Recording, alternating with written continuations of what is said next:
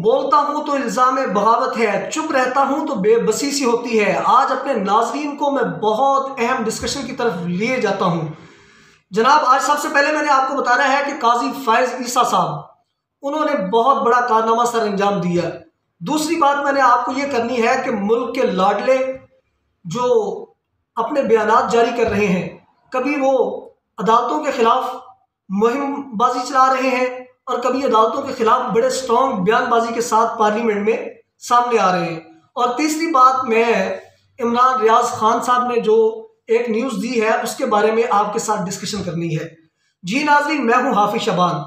आइए सबसे पहले हम डिस्कशन करते हैं कि आज सुप्रीम कोर्ट ने फैसला महफूज कर लिया।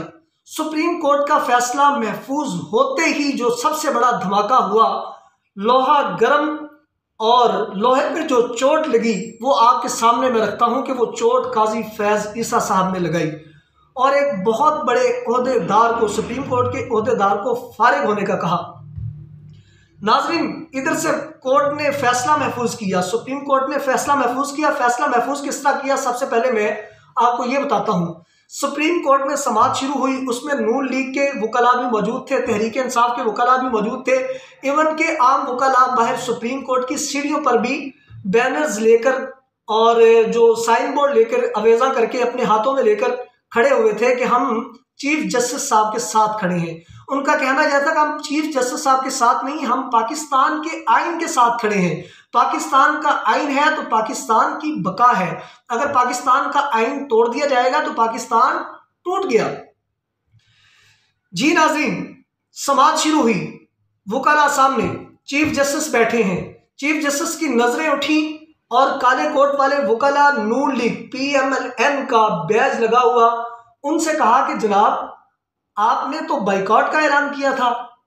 अब वो मुंह छुपाते कभी इधर जाए कभी इधर जाए और कहें कि हमने तो बाइकॉट का ऐलान नहीं किया।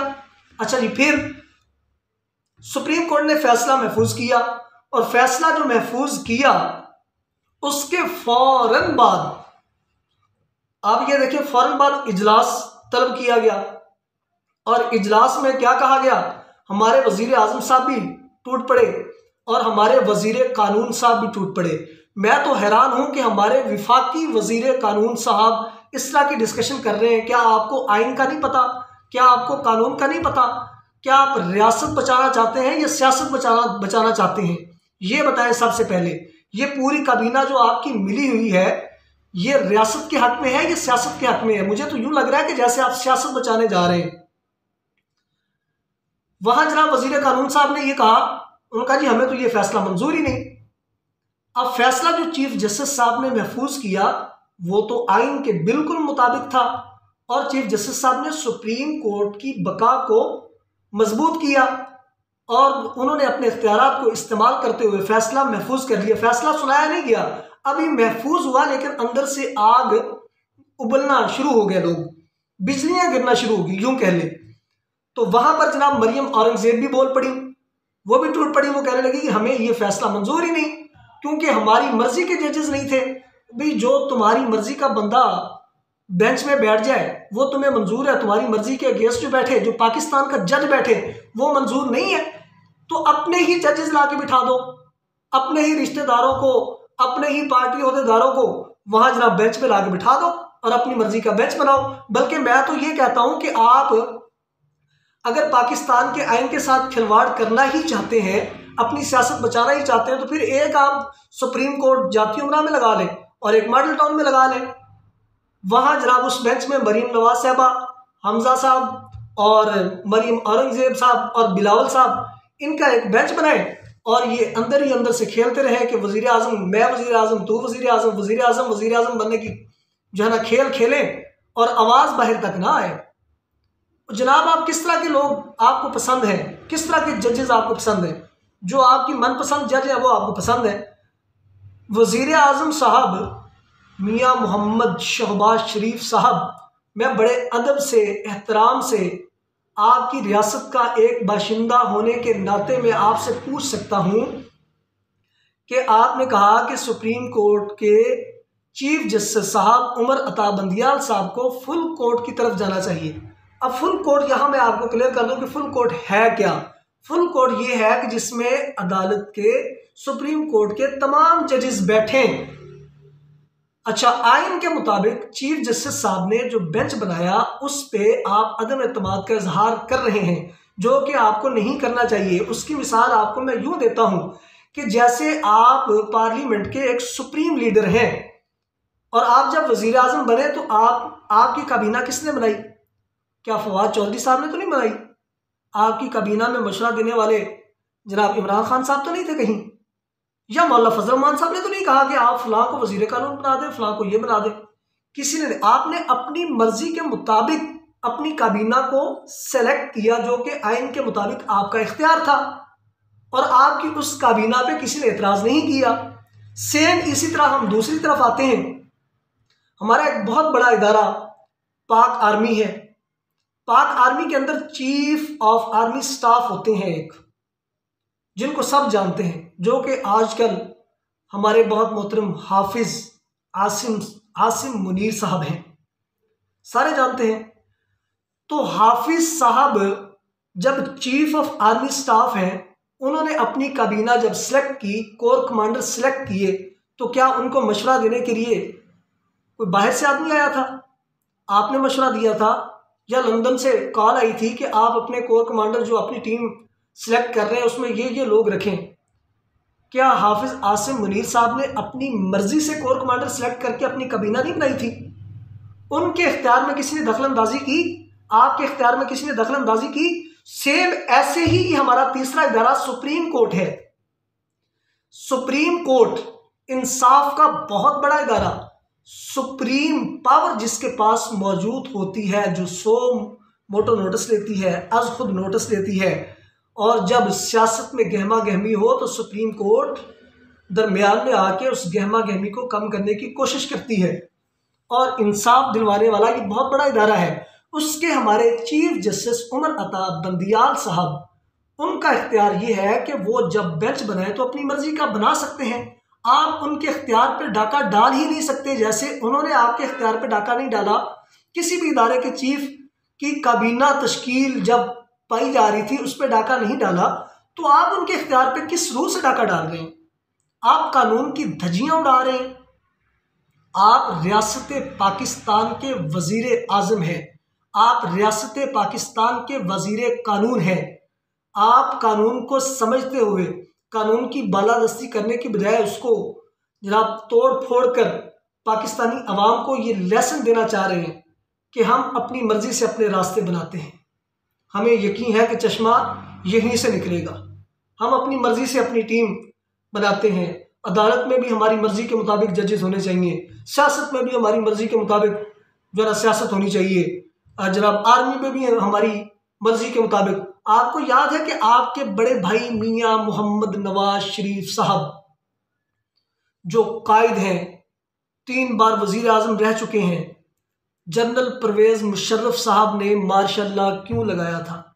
वो शख्स कौन था जिसको जहाज में बिठा के आर्मी चीफ के बैज लगाने की तैयारी की जा रही थी और अपनी मर्जी का आर्मी चीफ लगाने जा रहे थे, जिस पे जनरल परवेज मुशर्रफ साहब को गुस्सा आया और फिर उनको कैदी नंबर बना दिया गया, जेल की सलाखों के पीछे डाला गया, फिर जलावतन हुए। फिर भी आप अपनी हरकतों से बाज नहीं आए, फिर भी उसी मेंटेलिटी से चल रहे हैं कि अदालत आपके पैरामीटर से चलनी चाहिए, कानून आपके मुताबिक चलना चाहिए, अदालत आपके मुताबिक चलनी चाहिए। जब आप कहें अदालत खुल जाए, जब आप कहें अदालत बंद हो जाए, जो बेंच आप कहें कि ये हमें मंजूर है वो मंजूर हो जाए, जो कहें ये नामंजूर वो नामंजूर हो जाए। अच्छा, जब आप जीत जाए वो इंसाफ है, उसमें कोई धांधली नहीं हुई, कोई करप्शन नहीं हुई। जब आप हार जाएं तो आप अपनी हार को बर्दाश्त नहीं कर सकते, आप कहते कि धांधली हुई है। जनाब आप मुझे बताएं, आप चाहते क्या है पाकिस्तान में? पाकिस्तान इतनी कमज़ोर रियासत नहीं है मियाँ साहब, वो शाऊर नहीं रहा जो आप एक्सपेक्ट कर रहे हैं इस कौम से कि ये बेशऊरी कौम है, ये रेवड़ है, रेवड़ को हाँकते आए हैं। लेकिन अब चंद जय्यद सहाफ़ी इसके अंदर मौजूद हैं जो हक उगलना चाहते हैं, जिनको परवाह नहीं है, और हर तरफ कैमरे लगे हुए हैं। आज के दौर में तो हॉस्पिटल चले जाए तो वॉशरूमों के बाहर कैमरे नस्ब होते हैं। आप जहाँ भी चले जाएं, बाजार में चले जाएं, जगह जगह लिखा होता है कि कैमरे की आंख आपको देख रही है। तो जनाब मियाँ साहब, कैमरे की आंख हर बंदे को देख रही है। अच्छा जी, बात करते हैं, फैसला महफूज हो गया। फैसला महफूज होने के बाद, फैसला महफूज होते ही हमारे मोहतरम सीनियर जस्टिस काजी फायज ईसा साहब ने ख़त लिख डाला, बड़ी सख्ती से और बड़े गुस्से से ख़त लिखा, और वो जनाब सुप्रीम कोर्ट के रजिस्ट्रार इशरत अली साहब को भिजवा दिया। और सबसे पहले लिखा कि आप अपने ओहदे से बरतरफ हों। भाई क्यों बरतरफ हों? वो अपने ओहदे से क्यों बरतरफ हों, बताएंगे? जनाब हम आपका एहतराम करते हैं, आप हमारे इदारे के चीफ जस्टिस हैं, तो आप कानून का एहतराम करें। अगर कानून का आप एहतराम करेंगे तो हम आपका एहतराम करेंगे, कानून का आप एहतराम नहीं करेंगे तो हमारे दिलों में खलिश रहेगी, हमारे दिलों में नफरत आएगी। अच्छा, बात को आगे बढ़ाते हैं। जनाब ख़त लिखा कि आप जनाब अपने ओहदे से बरतरफ हो। सुप्रीम कोर्ट का ये बहुत बड़ा ओहदा है और ये एक एडमिनिस्ट्रेशन का ओहदा है सुप्रीम कोर्ट में। अब उसमें उनको उसके ओहदे से बरतरफ करने की वजह क्या? जनाब जस्टिस काजी फैज ईसा साहब कहने लगे कि आपने जो कागज़ जारी किया है, अभी कागज़ जारी किस लिए किया है, किसके हुक्म पर किया है? वो चीफ जस्टिस साहब के हुक्म पर किया है। अब मैं यहाँ पर एक मिसाल देता हूँ।